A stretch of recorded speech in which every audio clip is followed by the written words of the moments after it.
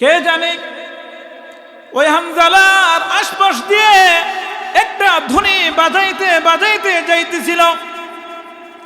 কে আছো মদিনার বুকে? কে আছো এখনো ঘরের ভিতরে? কতিলা মুহাম্মদ, মুহাম্মদ দুনিয়ার মধ্যে নাই, মুহাম্মদ দুনিয়া থেকে চলে গেছে কাফেরদের আঘাতে। যদি তোমরা সত্যি আশিকে রাসূল হয়ে থাকো, সত্যি যদি নবীর সাহাবী হয়ে থাকো, নবীজির প্রেমিক হয়ে থাকো, তাহলে এই কথা শোনার পর তোমরা ঘরের মধ্যে আর থাকতে পারো না, ব্যবসা বাণিজ্যের মধ্যে থাকতে পারো না, দোকানপাটে আর থাকতে পারো না। এই কথা শোনা মাত্র হানজালা রাদিয়াল্লাহু তাআলা আনহু যে কাপড়টা কাঁধে নিয়ে গেছিলেন গোসল করার জন্যে, গোসল করেন নাই, ফিরা চলে আসলেন বাড়ির মধ্যে। এসে বিবিকে ডাক দিয়ে বলে, বিবি হে, আমার নবীজি দুনিয়া থেকে চলে গেছে শুনতেছি। বিবি ডাক দিয়ে বলে, প্রিয় স্বামী, নবীজি দুনিয়া থেকে চলে গেছে, আপনি কি নিজ কানে শুনছেন? কহা, তাহলে গোসল করে আসলেন না? বলে, কার জন্য রে গোসল করব? আল্লাহ তাআলা যদি আমাকে হাসরের মাঠে জিজ্ঞাসা করে, রে হানজালা, আমার নবীজির কথা শুনছিলাম, নবীজিকে দুনিয়া থেকে বিদায় করে দিয়েছে কাফেররা, এরপরেও শরীরটাকে মেসেজ করার জন্য, পরিষ্কার করার জন্য কেন তুমি গাটলার মধ্যে দাঁড়াইছিলা, পুকুরের মধ্যে নেমে গোসল করছিলা? মহান আল্লাহ তাআলার কাছে আমি হানজালা কি জবাব দিব? বিবি ডাক দিয়ে বলে, স্বামী হে, নতুন বিবাহ হয়েছে, আপনাকে আমি ভালোভাবে দেখিও নাই, একটু দাঁড়ান, একটু দাঁড়ান, ভালোভাবে একটু দেখে আপনাকে যেন কিয়ামতের মাঠে আপনাকে চিনতে না ভুল করি। হানজালা রাদিয়াল্লাহু তাআলা আনহু ডাক দিল, বিবি সময় নষ্ট করো না, সময় নষ্ট করো না, বিদায় দে, বিদায় দে। আল্লাহ তাআলা অবশ্যই অবশ্যই হাসরের মাঠে তোমার সামনে আমাকে চিনা করাইয়া সাক্ষাৎ করাবে। কান্দিয়াবে কুলরে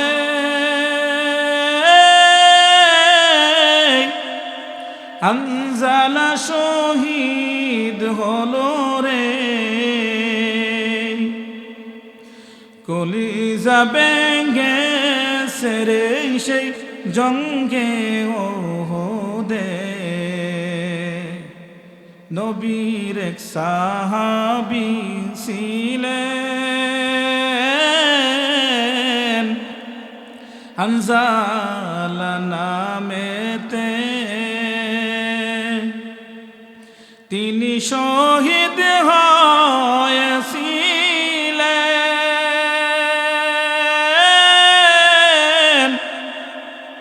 বিবাহের রাত রীতেরে গিয়ে জঙ্গে ওহদে। প্রিয় হাজিরিন, বলতেছিলাম পৃথিবীর মধ্যে আল্লাহর দ্বীন এমনি প্রচার প্রসার হয় নাই। নবীজির রক্ত ঝরানোর মাধ্যমে, দান দান শহীদ হওয়ার মাধ্যমে, সাহাবায়ে কেরাম শহীদ হওয়ার মাধ্যমে, উলামায়ে কেরাম শহীদ হওয়ার মাধ্যমে হাজারো কোটি মুসলমান রক্ত ঝরানোর মাধ্যমে এই দিন আমরা পেলাম। আমরা তো রক্ত ঝরাইছি না, দিন, সপ্তাহ, মাস এই দিনের জন্য ত্যাগও করি নাই। এই জন্য এই দিনের মোহাব্বত, কোরআনের মোহাব্বত আমাদের কাছে এত বেশি লাগেও না। বাগনা গরুর দাঁত নাই, আমাদের গ্রামের ভাষা, বাগনা গরুর দাঁত নাই। আমরা যদি সাহাবাদের মতো এই দিনকে রক্ত ঝরাইয়া কাফিরদের হাতে মায়ের খাওয়ার পর যদি দিন পেতাম, এই দিনটা আমাদের কাছে অত্যন্ত মাহবুব থাকলো। নবীজি সাল্লাল্লাহু আলাইহি ওয়াসাল্লাম নবুয়তের পর 9 বছর যাবত মক্কা নগরীতে দাওয়াত দিতেছিলেন দ্বীনের। মুসলমান সংখ্যাগরিষ্ঠ কিছু হইল, কিন্তু এই মুসলমানগুলো কাফেরদের সবসময় দিবা রাত্রি দিন 24 ঘন্টা অত্যাচারে অত্যাচারিত। নবীজি ঘুম থেকে সকালে উঠেই দেখে সাহাবী রক্ত ঝরিয়া নবীজির সামনে হাজির। জোহরের নামাজ পড়ে বারিন্দার মধ্যে দাঁড়াইছে, দেখি সাহাবীর রক্ত ঝরানো শরীর নিয়ে নবীজির সামনে হাজির। তখন নবীজি বলতেছে, এই সাহাবারা শোনো, এই দ্বীনের জন্য তোমরা আজকে রক্ত ঝরাইতেছ, হয়তো আল্লাহ তাআলা এই দ্বীনকে এমনভাবে জিন্দা করবেন, তোমাদের নামটা তারা আজীবন স্মরণ লাগবে, আর তোমাদের নাম শোনা মাত্র চোখের পানি ছাড়বে আর রাদিয়াল্লাহু তাআলা আনহু বলবে। আরো জোরে বলেন। তখন নবীজি সাল্লাল্লাহু আলাইহি ওয়াসাল্লাম যখন দেখলেন সাথীগণ, নবীজির সাহাবাগণ এত কষ্ট করতেছে, তখন নবীজি ভাবলেন তায়েফের মাঠে গেলে, তায়েফের জমিনে গেলে হয়তো আরো অনেক মুসলমান হবে, আমার হাতে কালিমা পড়ে আল্লাহর দ্বীনে প্রবেশ করবে, মুসলমান বেড়ে যাবে, দাওয়াত দিতে আর কষ্ট হবে না। তখন নবীজি তায়েফে চলে গেলেন। তায়েফ নগরীতে যাইয়া আল্লাহর রাসূল 3 জন প্রতাপশালী লোকের সঙ্গে রাসূল প্রথমে সাক্ষাৎ করলেন। প্রথম ব্যক্তিকে যখন আল্লাহর রাসূল বললেন, শুনুন না, আল্লাহ তাআলা আমাকে নবী বানায় আপনাদের সামনে পেশ করছে, রাহমাতাল লিল আলামিন বানাইয়া পৃথিবীতে আল্লাহ আমাকে পাঠাইছে, শেষ নবী বানাইয়া আমাকে আল্লাহ পাঠাইছে দুনিয়াতে। তখন প্রথম ব্যক্তি বলল, আল্লাহ বুঝি তোমাকে নবী বানাইয়া পাঠাইছে? আমি বিশ্বাস করি না, আমার কাছ থেকে তুমি দূর হও। দ্বিতীয় ব্যক্তির কাছে গেলেন, দ্বিতীয় ব্যক্তি বললেন, আল্লাহ বুঝি আর কোনো লোক পাই নাই নবী বানাইয়া পাঠাইতো, তোমাকে আল্লাহ পাইছে। তৃতীয় ব্যক্তি বললেন, আমি তোমার কোনো কথা শুনবো না, তুমি যদি সত্য নবী হইয়া থাকো তাহলে সামনে আমার বিপদ হতে পারে, আর তুমি যদি নবী না হয়ে থাকো এত বড় মৃত্যুকের সঙ্গে আমি কথা বলতে পারি না। নাউজুবিল্লাহ বলেন। যার জীবনে কোনো সত্য ছাড়া মিথ্যা নাই তিনি কে? বলেন, জোরে বলেন, যার জীবনে কোনো সত্য ছাড়া মিথ্যা নাই তিনি কে? মুহাম্মদুর রাসূলুল্লাহ সাল্লাল্লাহু আলাইহি ওয়াসাল্লাম। তখন নবীজি এই 3 জন থেকে নিরাশ হয়ে অন্য কাফেরদের সঙ্গে মিলিত হইয়া তাদেরকে দাওয়াত দিতে শুরু করলেন। তখন তারা দাওয়াত তো গ্রহণ করলেনই না, যে আরবদের কাছে কোনো মানুষ গেলে যে মেহমানদারি ও আতিথেয়তা ছিল, এটাও তারা ভূক্ষেপ করলেন না, নবীজিকে দূর দূর করে তাড়াইয়া দিলেন। তাড়ানোর উপর আল্লাহর নবীকে ওই প্রতাপশালী লোকগুলো আঙ্গুল দিয়ে দেখায় দিয়েছে, এই যুবকেরা শোনো, এই যুবকেরা শোনো, এই যে আমাদের তায়েফের মধ্যে একটা লোক ঢুকেছে, এই লোকটা যেন আমাদের এই বংশের কোনো মানুষের সঙ্গে মিশতে না পারে, তোমরা দলবদ্ধ হইয়া পাথর দিয়া যত পারো আঘাত করিয়া আমাদের তায়েফ থেকে দূর করে দাও। এই কথা শোনা মাত্র কাফের গোষ্ঠীরা, যুবক সকল ঐক্যবদ্ধ হইয়া নবীজি সাল্লাল্লাহু আলাইহি ওয়াসাল্লামের সামনে গেলেন। যাওয়ার পর প্রিয় নবী সাল্লাল্লাহু আলাইহি ওয়াসাল্লামের উপরে পাথর নিক্ষেপ করতে শুরু করে দিল। এমন ভাবে পাথর নিক্ষেপ করতেছিল, আল্লাহর বান্দারা শুনো, পাথরের ইটা খাইতে খাইতে ঢিল পড়তে পড়তে নবীজি সাল্লাল্লাহু আলাইহি ওয়াসাল্লামের শরীর মুবারক রক্তে রঞ্জিত হয়ে গেছে। নবীজি যখন তাদের কাছ থেকে আস্তে আস্তে করে একটু দূরে সরলেন, তাদের আঘাত থেকে যখন একটু নিষ্ক্রিয়া পাইলেন, প্রিয় নবীজি একটু বিশ্রামের জন্য যখন বসলেন, বসার পর আল্লাহ তাআলার কাছে প্রিয় নবী দুটি হাত বাড়াইয়া বলতেছে, আকাশের মালিক, এই জমিনের মধ্যে কি তুমি শক্তি কাফেরদের কাছে আমাকে সুপর্দ করে দিলে নাকি? আল্লাহ, এই তায়েফের মধ্যে আমি যখন আগমন করলাম, তারা আমার দাওয়াত গ্রহণ করলো না, দাওয়াত গ্রহণ করলো না। এরপরে তারা আমার কোনো কথা শুনলই না, আমার কথা মানলই তো না।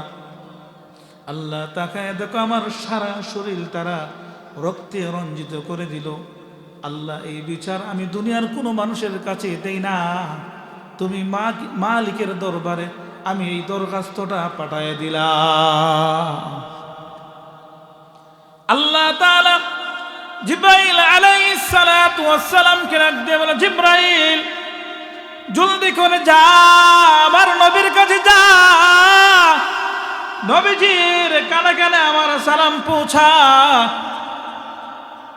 আর বলে দে, নবী গো, আপনি যে এত কষ্ট পাইলেন, আঘাত পাইলেন, রক্তে রঞ্জিত হয়ে গেছে আপনার শরীর মুবারক, আল্লাহ তাআলা আমাকে আপনার সামনে পেশ করেছেন।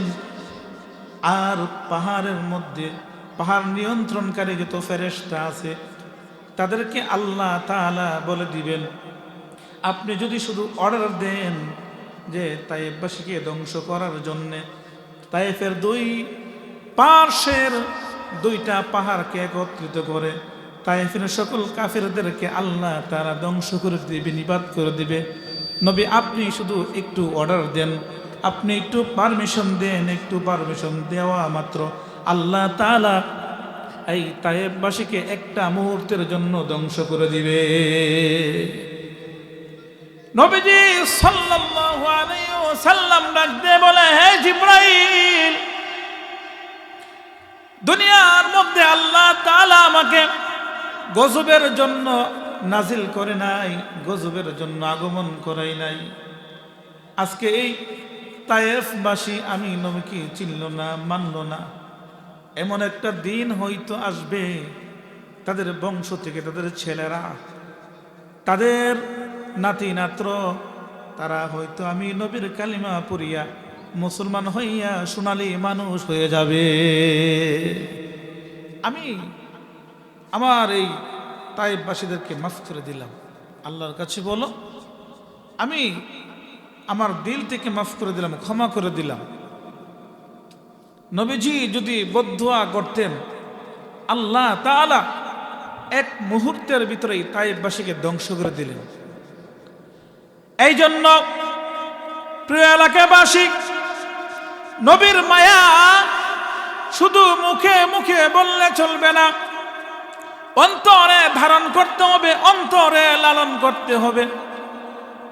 যদি নবীজির মায়া আপনাদের অন্তরে থাকে, এখন আপনাদের পায়ে হাতে ধরে বলতেছি, আপনারা মাহফিলে চলে আসুন, শেষ মোনাজাত পর্যন্ত এখানে বসুন, মোনাজাত করে বাড়িতে যাবেন, হয়তো আল্লাহ তাআলা আপনাদেরকে এই জমিনের মধ্যে প্রিয় নবীজির খাঁটি আশিকে রাসূল বানায়া দিবে।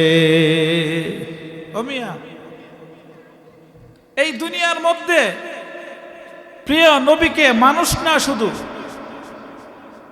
গাছপালা, বৃক্ষ, তরুলতা সবাই প্রাণ দিয়ে ভালোবাসতেন, নবীর জন্য জীবন দিয়ে দিতেন। এই জন্য নবী সাল্লাল্লাহু আলাইহি ওয়াসাল্লাম বলেছেন, মান আহাব্বা সুন্নতি ফাকাদ আহাব্বানি ওয়া মান আহাব্বানি কানা মাই ফিল জান্নাহ। আমার সাহাবারা শুনো, যে আমি নবীর সুন্নতকে ভালোবাসলো, সে আমি নবীকে ভালোবাসলো, আর যে আমি নবীকে ভালোবাসলো, হাসরের দিন আল্লাহ তাআলার পারমিশনে ওই উম্মত আমি নবীর সঙ্গে জান্নাতে থাকবে। আমরা নবীর সঙ্গে জান্নাতে থাকতে চাই, ঠিক না? বলুন ইনশাআল্লাহ। আল্লাহ আমাদের সবাইকে নবীর সঙ্গে জান্নাত নসিব করুন, বলুন আমিন। শুধু তাই নয়, আল্লাহ তাআলা বলতেছেন ওয়ামা আরসালনাকা ইল্লা রাহমাতাল লিল আলামিন।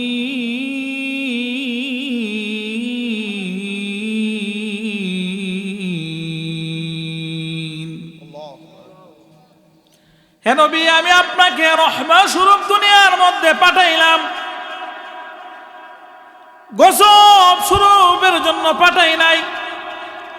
আপনি যদি কোনো মানুষের জন্য বদদুয়া করেন আমি আল্লাহ কবুল করে নিব, দোয়া যদি করেন আমি আল্লাহ কবুল করে নিব।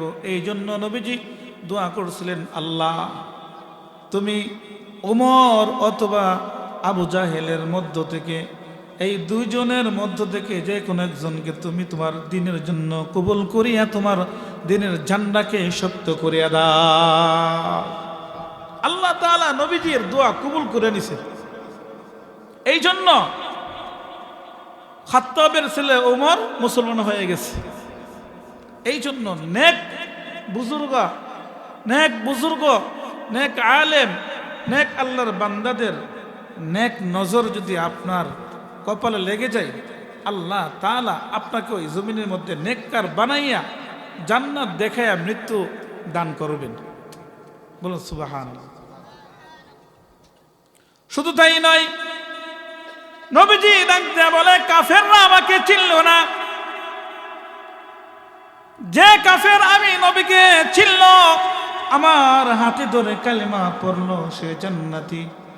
শুধু জান্নাতি নয়, সে সোনালী মানুষ। পৃথিবীর সূচনা থেকে নিয়ে শেষ পর্যন্ত তাদের নামটা মানুষ মনে রাখবে। তাদের নাম শোনা মাত্র রাদিয়াল্লাহু তাআলা আনহু বলবে, কারণ তারা আল্লাহ রাসূলের প্রতি সন্তুষ্ট ছিল, তাদের প্রতিও আল্লাহ রাসূল সন্তুষ্ট। এই জন্য তাদের নামটা আলোয়া মাত্র মানুষ মহাব্বতে তাদের নামটা উচ্চারণ করে। হানজালা রাদিয়াল্লাহু তাআলা আনহু নবীজির আশিক রাসূল, নাম শুনেন নাই? হানজালা রাদিয়াল্লাহু তাআলা আনহু নবীজির আশিক রাসূল ছিলেন।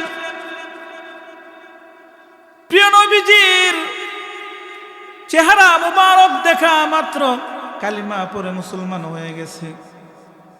নবীজির সঙ্গে সব সময় থাকতেন, নবীজি যেটা বলতেন সেটাই শুনতেন, সেটাই মানতেন। নবীজি বললেন, হানজালা তুমি কি বিবাহ করবা না? জি নবী করব। হানজালা রাদিয়াল্লাহু তাআলা আনহু যখন বিয়া করে ফেললেন, বিয়া করে যখন বাসর রাত্রে স্ত্রীর সঙ্গে দেখা করবে, বাসর করবে, বাসর করার পর সকালে যখন গেছে গোসল করার জন্যে, কে জানে ওই হানজালার আশপাশ দিয়ে একটা ধ্বনি বাজাইতে বাজাইতে যাইতেছিল। কে আছো মদিনার বুকে? কে আছো এখনো ঘরের ভিতরে? কতিলা মোহাম্মদ দুনিয়ার মধ্যে নাই, মোহাম্মদ দুনিয়া থেকে চলে গেছে কাফেরদের আঘাতে। যদি তোমরা সত্যি আশিকে রাসূল হয়ে থাকো, সত্যি যদি নবীর সাহাবী হয়ে থাকো, নবীজির প্রেমিক হয়ে থাকো, তাহলে এই কথা শোনার পর তোমরা ঘরের মধ্যে আর থাকতে পারো না, ব্যবসা বাণিজ্যের মধ্যে থাকতে পারো না, দোকানপাটে আর থাকতে পারো না। এই কথা শোনা মাত্র হানজালা রাদিয়াল্লাহু তাআলা আনহু যে কাপড়টা কাঁধে নিয়ে গেছিলেন গোসল করার জন্য, গোসল করেন নাই, ফিরা চলে আসলেন বাড়ির মধ্যে। এসে বিবিকে ডাক দিয়ে বলে, বিবি হে, আমার নবীজি দুনিয়া থেকে চলে গেছে শুনতেছি। বিবি ডাক দিয়ে বলে, প্রিয় স্বামী, নবীজি দুনিয়া থেকে চলে গেছে, আপনি কি নিজ কানে শুনছেন? কহা, তাহলে গোসল করে আসলেন না? বলে, কার জন্য রে গোসল করব? আল্লাহ তাআলা যদি আমাকে হাসরের মাঠে জিজ্ঞাসা করে, রে হানজালা,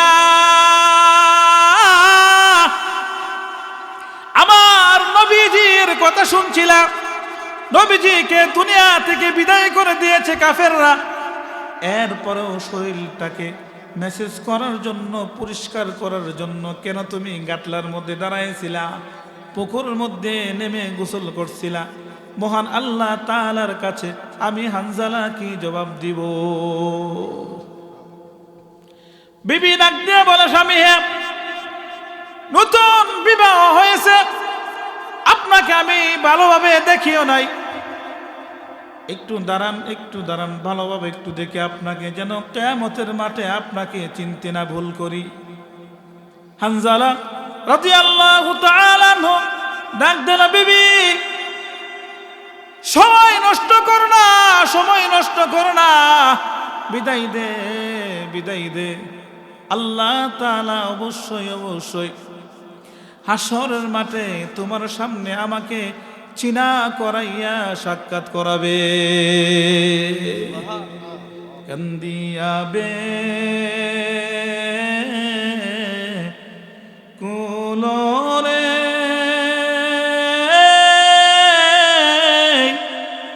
হানজালা শহীদ হলো রে, কলিজা বেঙ্গে সেরে সেই জঙ্গে ওহদে। নবীর এক সাহাবী ছিলেন হানজালা নামেতে, তিনি শহীদ হয়েছিলেন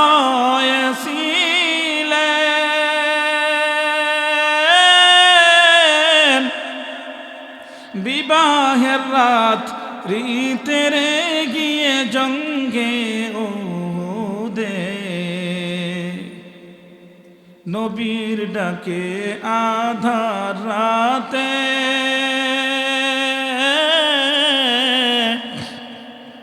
ওহে বিবির তরে,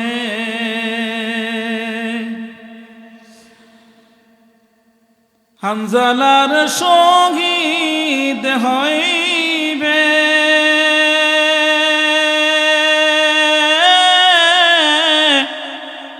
জিহাদের মাঠের জঙ্গে ওহদে। যুদ্ধে গেলেন, শহীদ হইলেন নাপাক হালাতে। নবী জেনে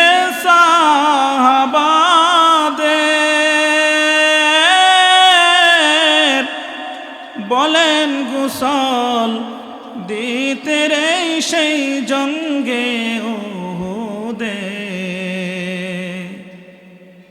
হাত তুলে স্ত্রী বলেন, আল্লাহর দরবারে বিয়ের রাত্রে নব স্বামী সপিলাম তো মারে রে সেই জঙ্গে ওহদে। যুদ্ধে গেলেন, শহীদ হইলেন নাপাক হালাতে। নবী জেনে সাহাবাদের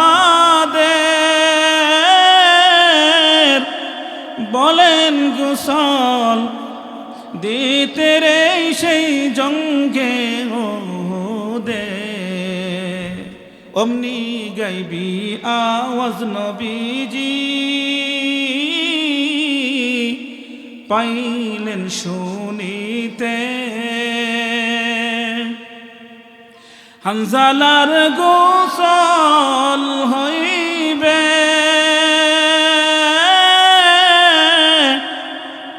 ফেরেশতাদের হাতের জান্নাতের পানিতে।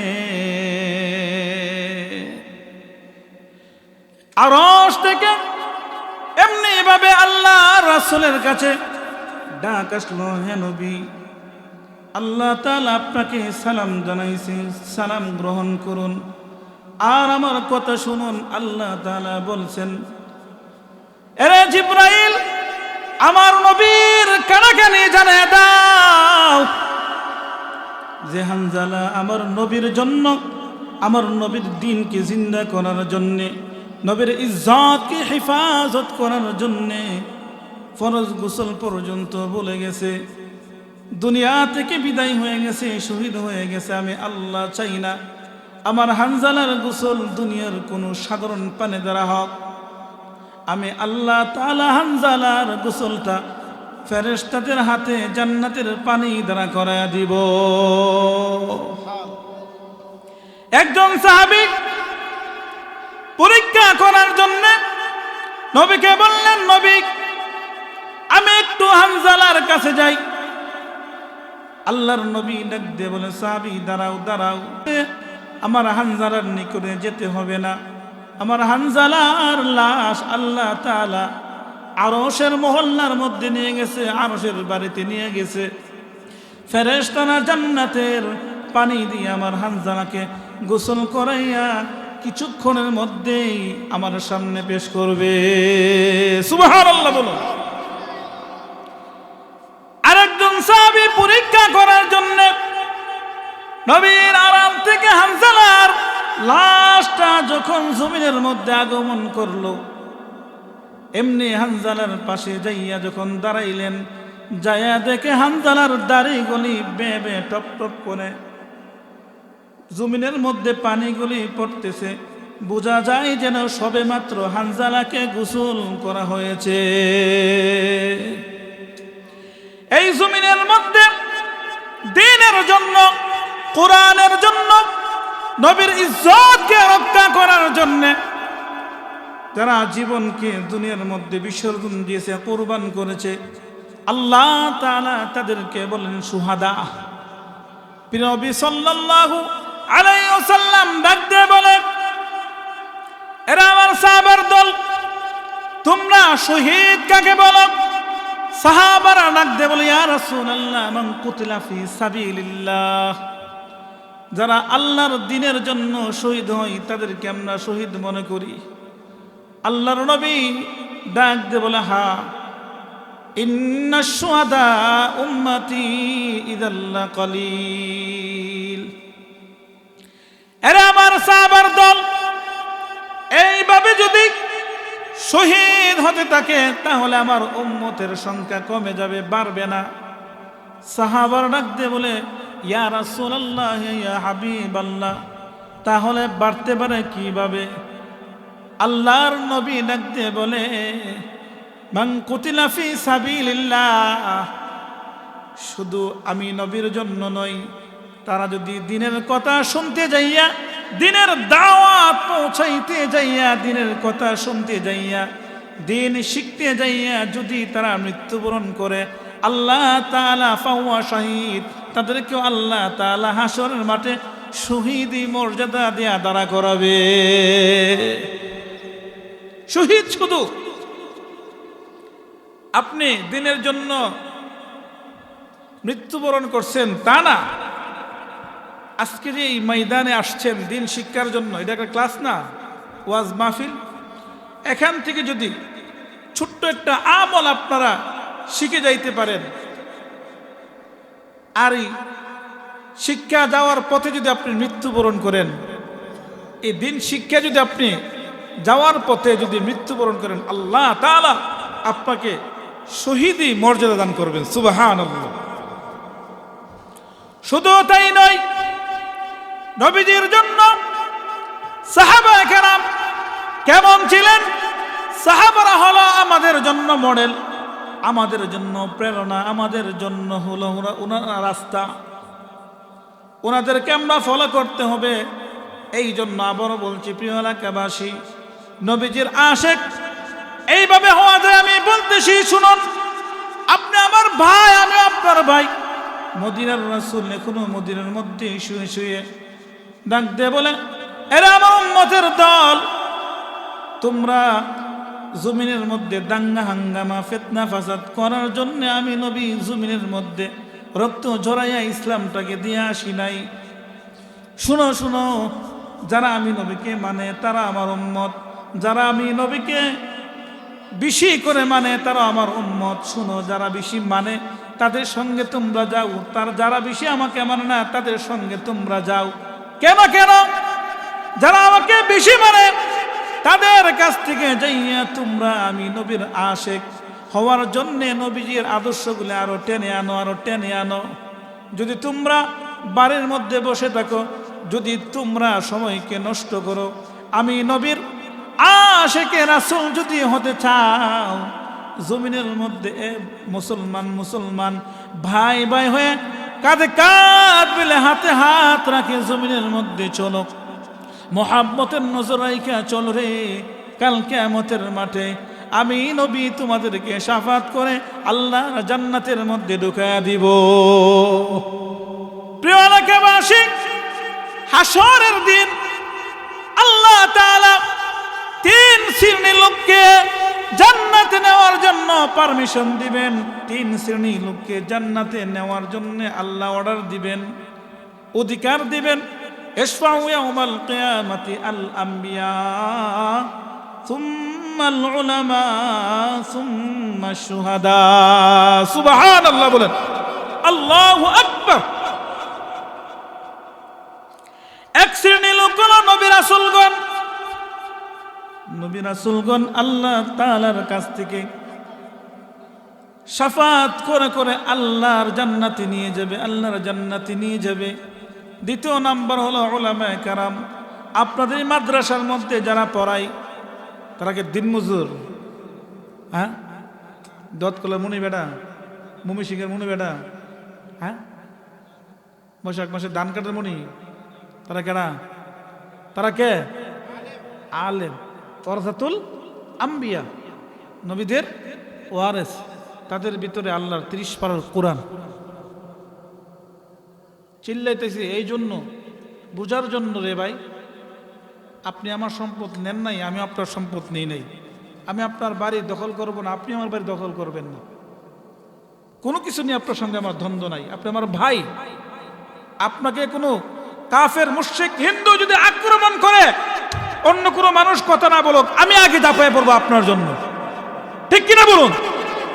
বুঝেন না কেন? বুঝাইতেছি জিনিসটা সহজে। আপনি আমার ভাই, আমার দিলের ভাই, ধর্মীয় ভাই।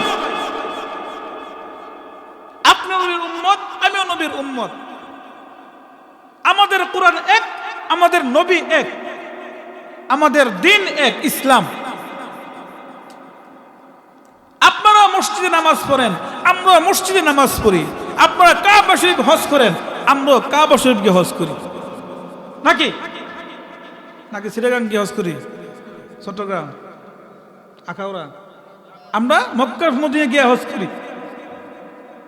আপনারা যেমন নবীজির রওজার পাশে দাঁড়াইয়া সালাম দেন, আসসালাতু ওয়াসসালামু আলাইকা ইয়া রাসূলুল্লাহ, আসসালাতু ওয়াসসালামু আলাইকা ইয়া হাবিবাল্লাহ, আসসালাতু ওয়াসসালামু আলাইকা ইয়া শাফিআল মুযনিবিন, আসসালাতু ওয়াসসালামু আলাইকা ইয়া রাহমাতাল লিল আলামিন।